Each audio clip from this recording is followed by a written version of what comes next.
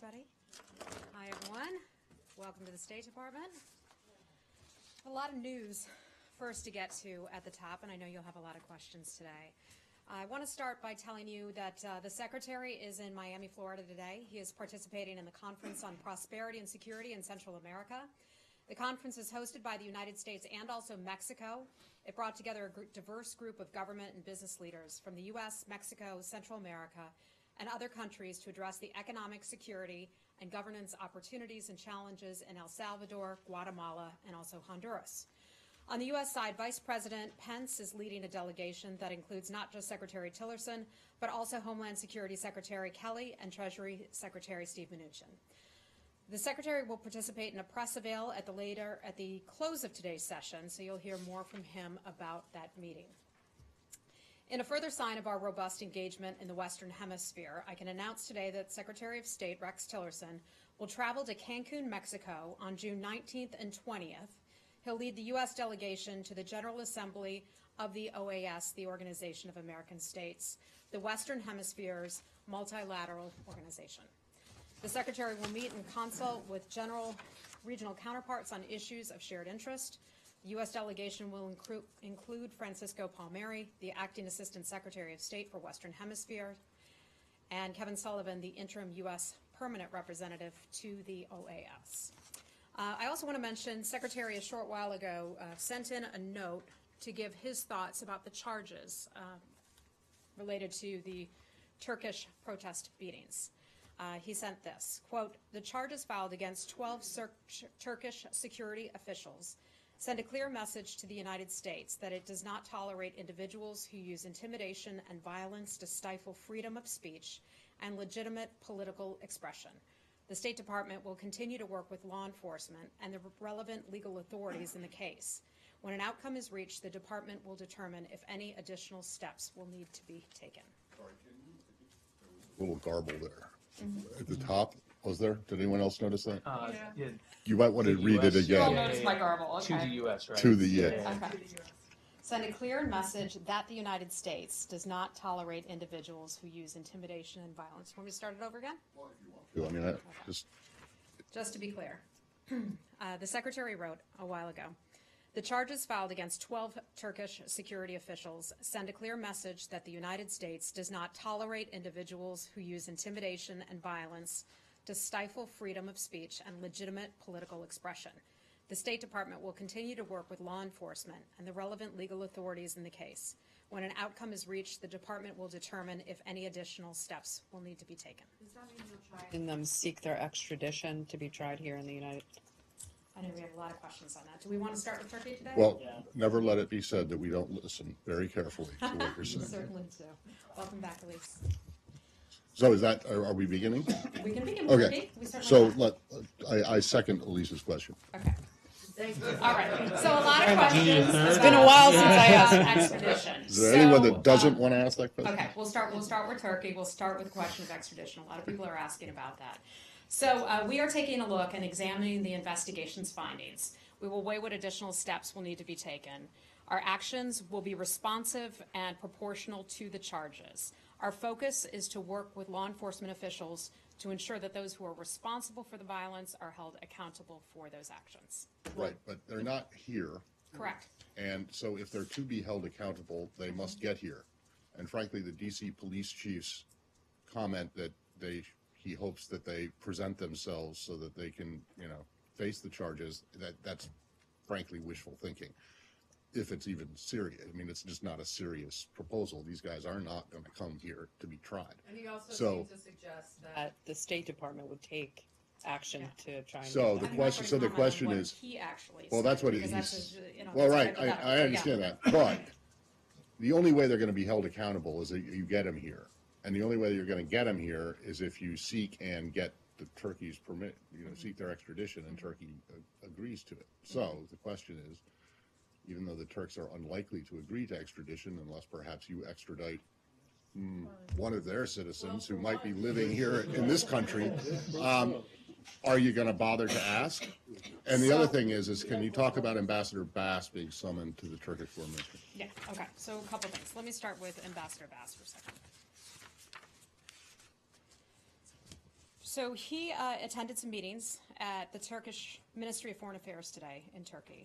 So we've been told from the staff there that they're not going to get into additional details about what happened, but we can say that he did go over to the Ministry of Foreign Affairs today.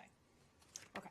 Now, as to the next part, that really gets into, I know, another word that you all love to use, and that is immunity, right? Everyone wants to hear about immunity. So there's something that I know can be somewhat controversial, and it's basically this. There's customary international law that affords heads of state with certain protections in the United States, referred to as head of state immunity. You've heard of this before. Members of the entourage of the heads of state are said to have derivative head of state immunity. Now, the minute those members of the entourage leave the United States, they lose that derivative head of state immunity, and they then become subject to legal actions such as an arrest or a subpoena. Okay, Yeah. so they lose that. Now that they're over there, they had immunity while they were there. So they're Here. fugitives now. So if they were to come back to the United States, and a lot of this is a law enforcement issue, okay? So I'm not going to get too into what Right. Department of Justice Right. has purview over. Right. But if they were to come back to the United States, they have warrants. Right. Well, But but not only about the United States, but what about if they travel outside Turkey to a country where the U.S. has an extradition treaty? I can't answer that. Well, for but you right have an now. extradition Yeah, treaty with Turkey. Well, no, but one So are that you gonna actually try could to- be You enforced. just sound like a bickering married couple, you know that? Well, we've been together a long We've been time. together for a long time. You certainly have. That's true. At least I can't answer that question. I'm sorry. So you I can't, can- you don't, Well, is she it- asked the question, if they go to another country that has an extradition treaty with the United States, would we?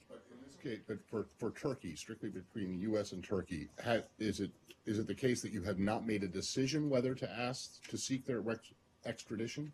It sounds as though you're saying that you don't need So- to ask for the Turks to waive their immunity because they no longer have it. They no longer have the immunity. So now then that they are you not here. could, if you were truly interested in holding them accountable, seek their extradition. That would be the logical next step. Are you saying that that decision hasn't been made We yet? will weigh additional actions. Well, that's. This is an ongoing process. So in other words, you haven't decided yet whether you're going to ask their I can for their say we extradition. will weigh additional actions for the remaining named individuals. But does that mean you have not asked for or decided to ask for? I can't get into Extradition. this. Well, then I'm sorry, but how can you say that you're committed for that these people are held accountable for their actions if you won't say that you're committed to bringing them here to face trial and prosecution and Well, this is not over yet. This is not over yet. We will hold those responsible for the violence on May the 16th. All right, last And one. Well, are you and we'll continue to look at this. are you saying that you'll hold those people responsible or you'll hold the Turkish government responsible? Because the only way you can hold those people responsible is if they come here and face trial. You could also, institute reciprocal measures to Turkey. Like, there's a difference between holding them accountable and holding Turkey accountable. Yeah, we are taking a look at different options and, additional questions about the investigation itself. DOJ can answer some of those. So my last one on this, is the conversation, or the meetings that Ambassador Bass had at the Foreign Ministry in Ankara, are those the only contacts that you're aware of between the U.S. and Turkish governments on this issue today? No, we had a conversation with the Turkish government as well. What does that mean? The U.S. did. Well, right, but was that it? Bass and No. the Turks? Bass, Ambassador Bass met in Turkey. Yeah. We had some form of communication here in the United States. Okay, with the I embassy. can't get into Why, that. why not? But Because I just can't. was Well, it? I think you did say a couple of weeks ago that you brought the ambassador here to talk about when the incident happened. So why would this be a different issue? Why you couldn't talk about who you talked to? Anyway, as far as you know, it was between the embassy here and the State in this building? It was Or was it my understanding. New York or? No, my understanding is that communication went from the State Department to the Turkish representatives in the United States. Exactly who Okay. that conversation was between, that I'm not going to get into that this time. If there's a point in which I can share that information with you, I will. Thanks. Okay? Anything else on Turkey? Yeah, Yes, Heather, Rich, was Secretary Tillerson involved in speaking with any counterparts? And I know you won't discuss the details of the meeting with Ambassador Bass, but prior to the meeting, Was he scheduled to go over there, or was he summoned, or how did he get? I'm not aware of that. I've not spoken with him. And the secretary as well. You don't know if he's personally had engagement with his Turkish counterparts on this. I'm not going to get into, I don't have any meetings or any conversations to read out on behalf of the secretary related to this. Also, Any Turkey? Sir, go ahead. Thank you. It's İlhan Tanı from Turkish Press, Washington Hattı. Welcome. There are a number of steps taken by the U.S. Congress over the last 10 days. One of them, resolution passed about 10 days ago, and also about 40 congressmen and congresswomen wrote a letter to the U.S. State Department. Are you going to take any kind of action for those letters and the demands by the U.S. Congress? I'm not familiar with these letters that you're speaking of. Just as a matter of course, we don't talk about pending legislation or what's going on in Capitol Hill. So I just have to refer you to those members of Congress, and they can perhaps best answer that. Speaker Ryan also asked for a full apology from Turkish government as well as many U.S. congressmen. Are you also asking apology from Turkish government for this? Speaker Ryan's comments, I think they stand for themselves, and so I could just refer you back to Speaker Ryan's office to get any additional information on that. Okay. Who else is Turkey? Okay, sir, go right ahead. So in September, President Erdogan is expected to be in the UN for the UN General Assembly meeting. Because of these charges, he will have to bring in almost entirely new security detail. Is that correct? I don't know the answer to that.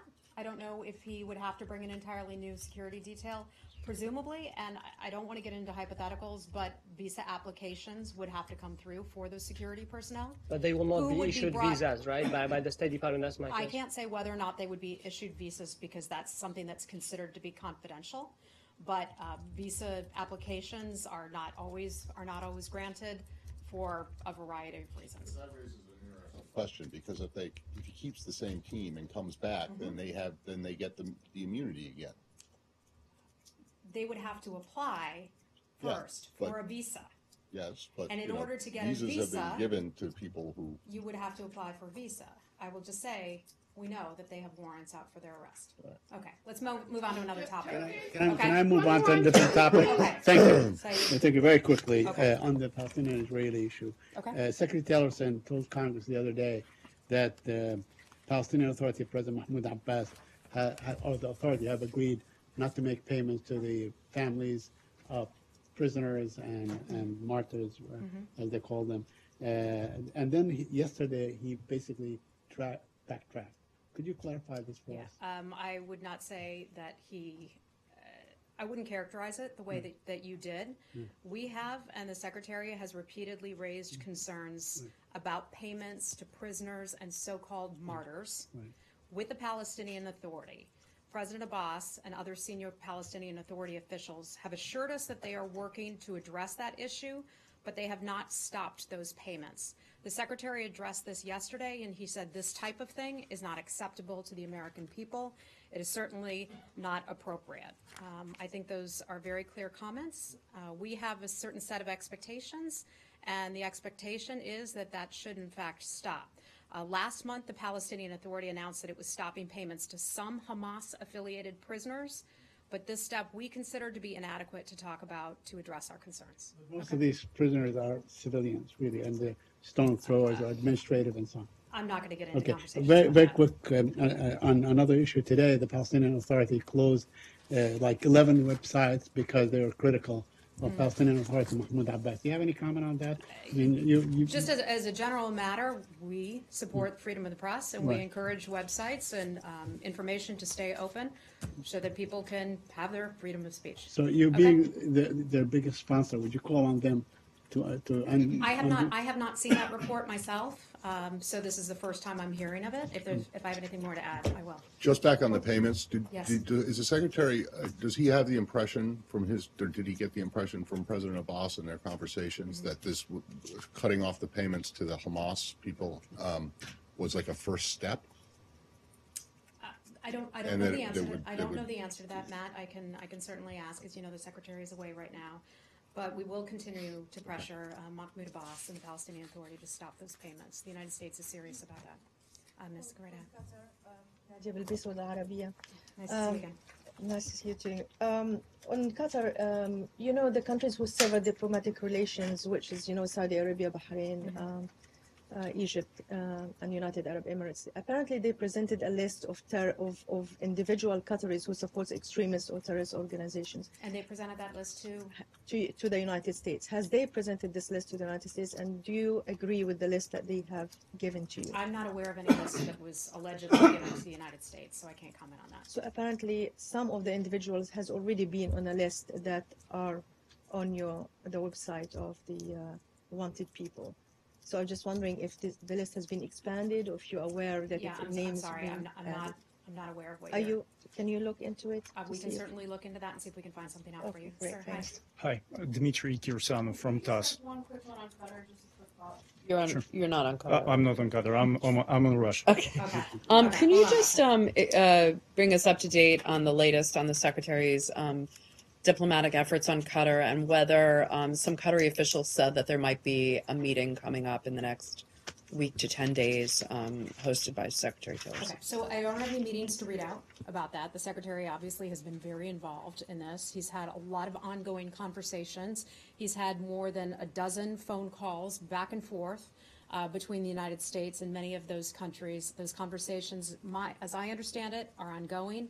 As you know, earlier this week, he's had a series of meetings here in Washington with Saudi Arabia, for example, UAE, for example, last night. So we continue to. With the Qatari on Monday, is that? I don't have any meetings to read out for you at this time. When I do, I'll let you know. Although I understand you said nothing is scheduled, but is it his goal or his desire to bring everyone together for some kind of mediation? I know that a lot of reporters are talking about this idea of a summit, a so-called summit.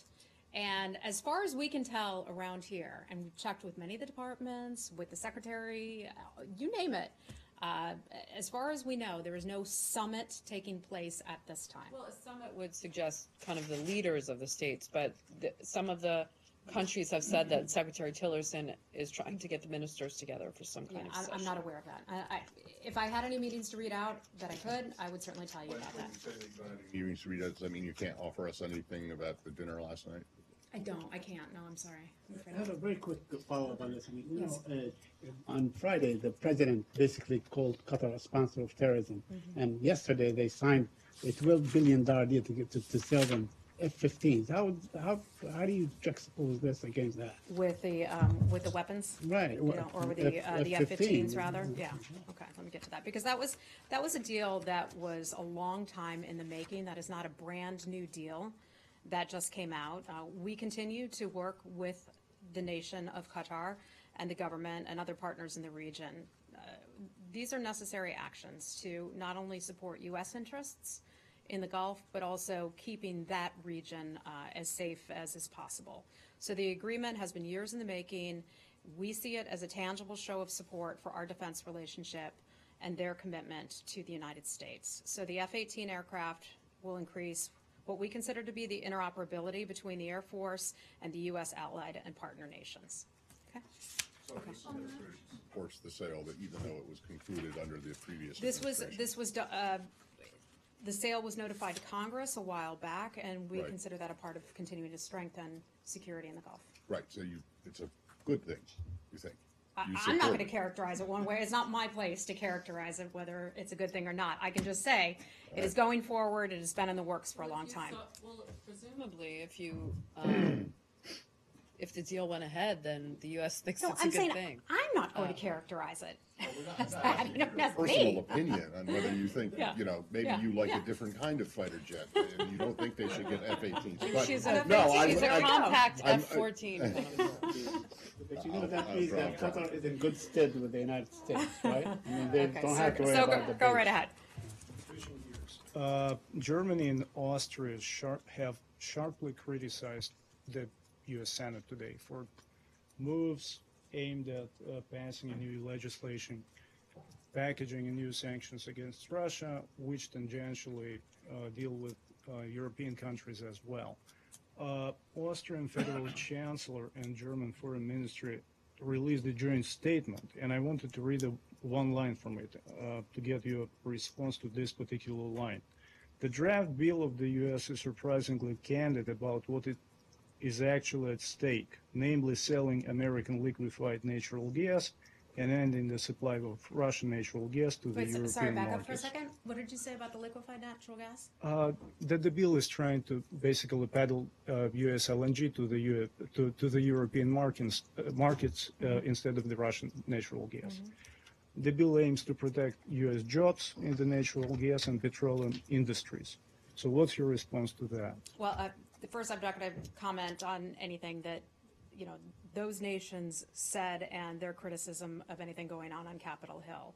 We would see it, and we talked about this last week. We welcome the shipment of liquefied natural gas to Poland, to countries in that region, if that were to become available to them, because it helps give them another option to get natural gas from other countries that are perhaps more stable, or other countries that can perhaps provide a regular flow of natural gas. Much of the natural gas in Poland, as I understand it, comes from Russia, and that can be inconsistent.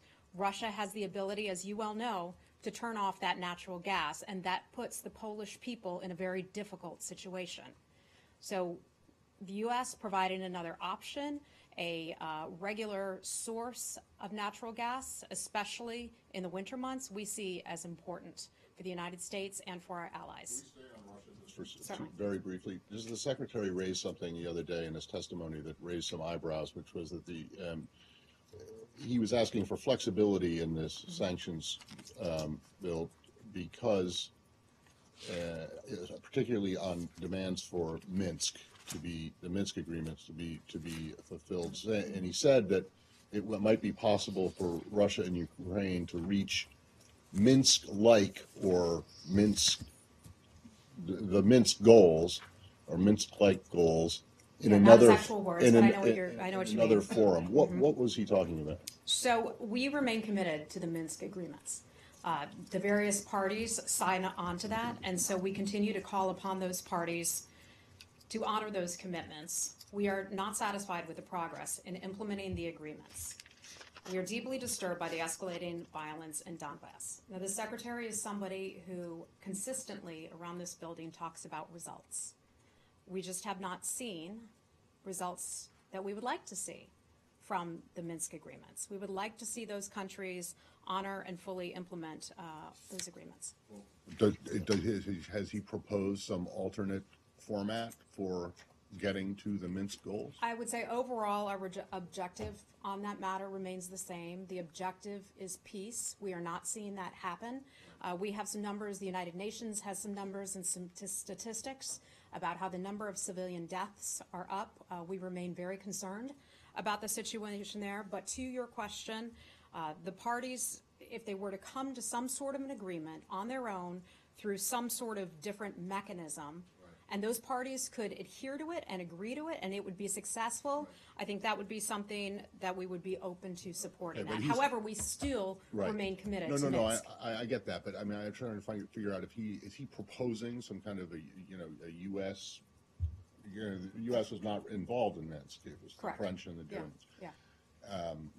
So, are you suggesting that the U.S. might take a lead now in trying to get to the I have Minsk not goals? heard that the United No? States is going to be leading any new All right. kind of plan. Thank you. Can I go Okay. back for a second? Connor, go ahead. Heather, is the U.S. any closer to securing the release of the other three in North Korea? And can you tell us anything further about the engagement on Otter Hold Warmbier? on, before we get to North Korea, does anybody have another question on this matter? I'm sorry. How are you doing? Cindy, yeah. Cindy. I just had a follow-up on the Russia question. Okay. Is there reaction to the sanctions bill that was passed in the Senate? So that's another pending legislation matter because the House has not voted on it just yet, so I'm just not going to comment on that at this point. Okay. Okay. Anything else on Russia? Okay. Sir, you already went, so let me go over to you. Connor, Yes. Rich. Yeah. I know you're sitting in a different place. Sorry. I just quickly, I know, right.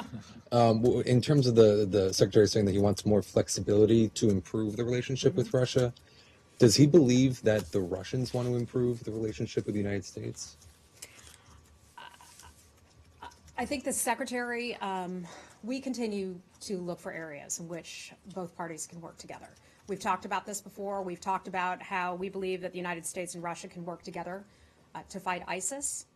In terms of your specific question about Russia, I can't get into how they see us now as a result. Okay, do we want to go to DPRK now? Mr. Warmbier? Okay. Yes, go right ahead. I had a question on North Korea. Well, actually two. Given the grave state of his health, Warmbier's health, is the United States considering what recourse it might have legally if were he to die, or were he to never be able to recover? Is there any? I appreciate your curiosity. I'm not even going to comment on something like that. And secondly, not our place to comment on that. And well, I mean, the United States was instrumental in securing his release at a point in the very sad trajectory. I mean, that's a in his health. hypothetical that I hope we never come to, and I'm not even going to go there. The Secretary yesterday was asked in his testimony whether the United States would consider some kind of prohibition or change to the already fairly severe travel warnings for U.S. citizens against traveling there. He said it was under consideration, but he wasn't specific. Can you give us any more detail about what that might look like or what he was talking about? This is something that initially came up in this building. I believe it was about April. And so some conversations have been had about this. March 2016, like last year. Okay, well, in Too. this administration, it was something that came up here around the time of April. I know that is something that's under consideration at this point. Let me see if I have anything more for you on that, because I have a lot on North Korea. Oh. I do, actually. No, I mean, aloud. So in terms of that, we haven't come to a final conclusion. It's something we're still considering. And that's a good point to remind Americans that we strongly encourage you not to travel to North Korea. There have been too many instances in which Americans have been held for crimes that would not be considered criminal actions here. And so, we can't guarantee that we can get people back. So we As a legal matter, though, is there some kind of actual prohibition that could be instated? That's what you just asked about. Yeah, Some sort of potential ban on Americans traveling there. Something like that is under consideration. I'm not going to get ahead of what that could potentially look like. It may or may not happen. Okay, so Matt, you asked about this, right? Well, Hold on. Go ahead. So, sorry. Rich. Yeah, so. Rich, did I just call you Connor? Sorry. But that's fine. Sorry. I'm honored to be called Connor. And you rhymed. Yeah, exactly. Nice. Unintentionally so. Any further engagement on the 3 Americans who are still in North Korea, imprisoned in North Korea, and anything more you can tell us about the Warmbier case? Okay. So the other day, I know a lot of you were frustrated that I wouldn't and couldn't provide more detail for you on Mr. Warmbier's case. A couple reasons for that. One, he was still in the air, flying back to the United States. 2, we did not want to get ahead of his parents. I'm sure many of you watched his parents give a press conference earlier this morning. We do know that the hospital that is treating him will offer some sort of press conference later on today in which they'll detail his health. We didn't want to be ahead of those folks.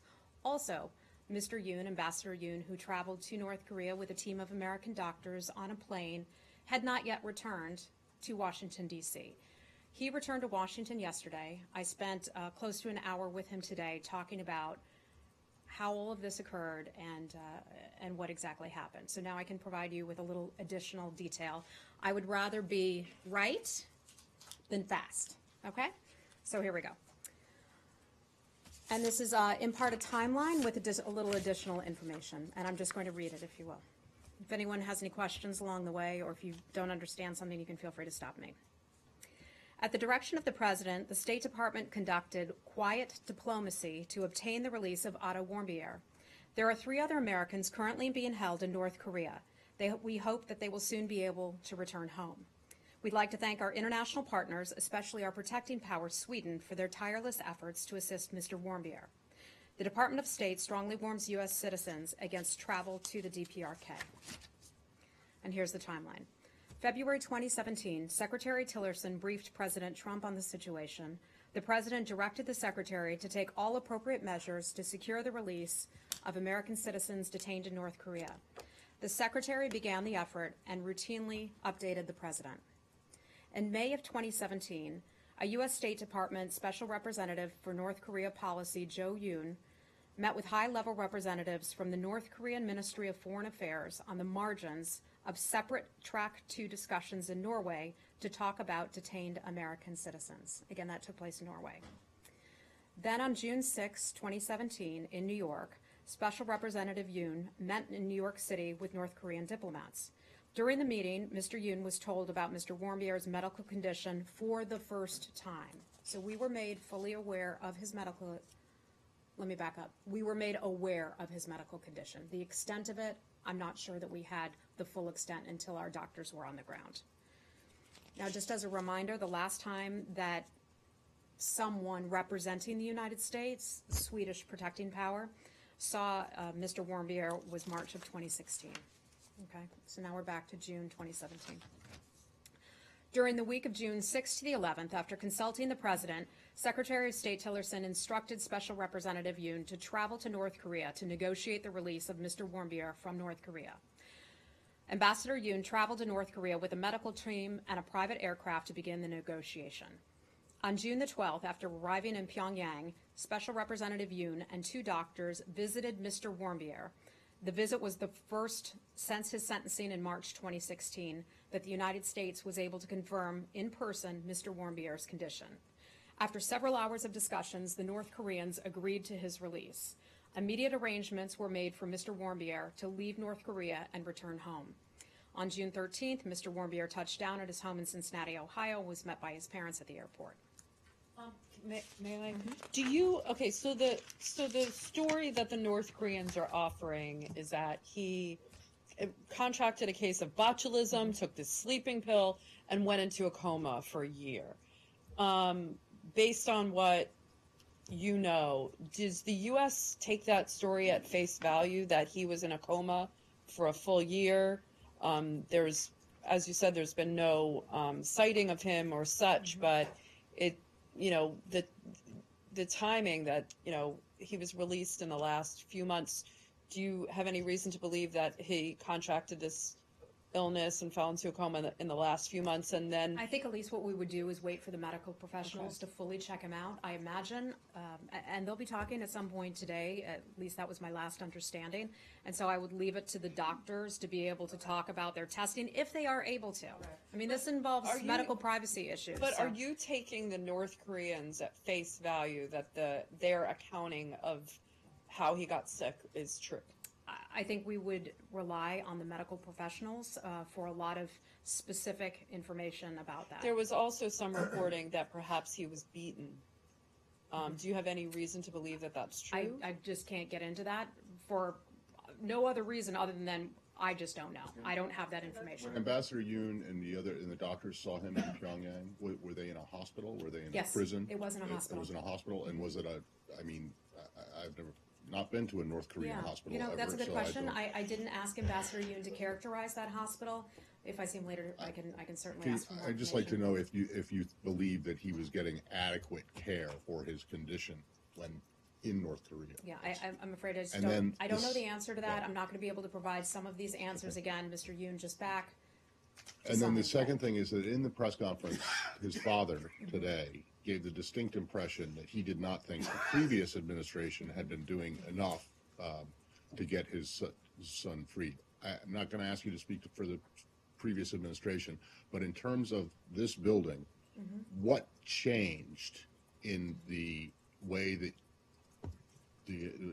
that Ambassador Yoon, say, or anyone else in this building, what was different about how this was handled by this time as opposed to for the past year? Yeah, I think Matt, that's hard for me to get, you know, to answer that question.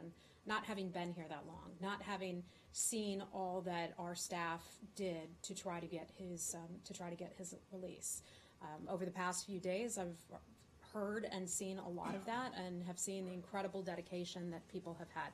I'm under no impression that I'm under no impression that people did not care about getting him back a year ago. Certainly, I know our consular affairs officials have been extremely concerned about his case and the case of other Americans too. Right, no, it's not a question of not caring. Yeah. I'm just wondering what changed. Well, How is I mean, this- I know that the president, not long after inauguration, said that this was going to be a priority, and he authorized the secretary to get this done. But beyond that, I really can't get into that. Okay, we just have a few more minutes. Ms. with the laptop right there. Hi. Yes. So there are reports that Ambassador Yoon, while he was in Pyongyang, also met with the other 3 detained Americans. Can you confirm that? And also, are there any details on their condition, and what is the U.S. doing to try and get them released? I know that we would like to see them come home. I can confirm that Ambassador Yoon did make contact with the 3 Americans who are being held there. We are happy that he was able to make that contact. In terms of their medical condition, that's something I cannot comment on. The other day, I said I won't comment on personal health matters, and so I'm going to stand by that. When you say made contact, you mean he was able He to saw see them. them? He did see them. Yes. China. Yes. China. Okay. China and Korea. Okay. Hold on. North Korea. Go right ahead. Hi, Abby. How are you? It seemed the way you were describing the discussions that Yoon was having, that he was negotiating for the release of the hostage, calling it quiet diplomacy. That Do you think- Ambassador Yoon was? Ambassador Yoon. Okay. Do you think that this is a change in policy, that the administration is willing to negotiate for hostages or prisoners? I'm not sure where a negotiation implies that we are willing to give up something in exchange for something in return. This was not a negotiation. This was bring back. We want to come get our guy. So you would not characterize this as a negotiation? No, I would not. So can you answer the question that I had yesterday, whether or not they knew that they were going to get him and be able to come back with him when they left? The North Koreans, I'm afraid I know the answer to that, but that's not something I can divulge. I'm sorry. I'm sorry. That's a little bit of a teaser. I'm still getting used to this this role. So, Matt, I'm sorry. It's some of these, as I hope you can try to understand, are sensitive diplomatic matters. As we've talked about, we still have 3 Americans over there. We are grateful to have Mr. Wambier home. The work that Ambassador Yoon has done has been nothing short of incredible, and the team surrounding him has been nothing short of incredible. One more North Korea. Yesterday, Secretary Tillerson mentioned about sanctions against North Korea. Is the United States satisfied with the Chinese role in resolving North Korean nuclear issues, or what if there is not satisfactory? I'm not going to get into any hypotheticals, but I know that we believe that China and other nations could do a lot more to try to put additional pressure on North Korea. China has unique pull and leverage with North Korea because of the economy, because of some of that trade and their economic reliance, if you will. So we just continue to call on China to do more, as we do with many other nations. Do you think? Okay. Last question. Okay, go ahead, North Korea. And then I'll take you on Pakistan, sir. Thank you. South Korean President Moon Jae-in has expressed support for talks with North Korea in exchange for them halting any provocative action, given sort of the... I'm sorry, start your question over again? President Moon Jae-in of South Korea yeah. has indicated that he's willing to negotiate with North Korea in exchange for them halting any provocative actions. Do you support this? Is that sufficient for the U.S. to return to the negotiating table, especially given sort of the climate now? Our position has not changed. For the DPRK, for us to engage in talks with the DPRK, they would have to denuclearize. And that is not something we're seeing them take any steps to do so. We remain very concerned about their provocative actions that they continue to take. We continue to call on them to de-escalate those types of actions, but we are nowhere close to that. Okay, sir, you had a Pakistan question, sir? Negotiations, though? Thank you. I wanted to ask you about the policy review that the State Department is doing on Pakistan. Can you give us some more details about it? why you are doing it, a country-specific policy review, what do you want to achieve it, who all is doing it, and what is the timeline for it? Goodness, I should show you our list of policy reviews taking place, because there are plenty. There's the Iran policy review, there's the Afghan policy review, Pakistan policy review is one of them. We are beginning an interagency review toward our policy on Pakistan right now. It's part of an ongoing broader review of our national strategy for South Asia, which includes Pakistan, Afghanistan, and other countries. The United States and Pakistan have a close partnership on regional peace, security, prosperity, and stability, and we continue to work with the government of Pakistan on many areas of mutual interest, including counterterrorism. Thank you. Ms. in the back. On Turkey, please. I'm sorry? On Turkey?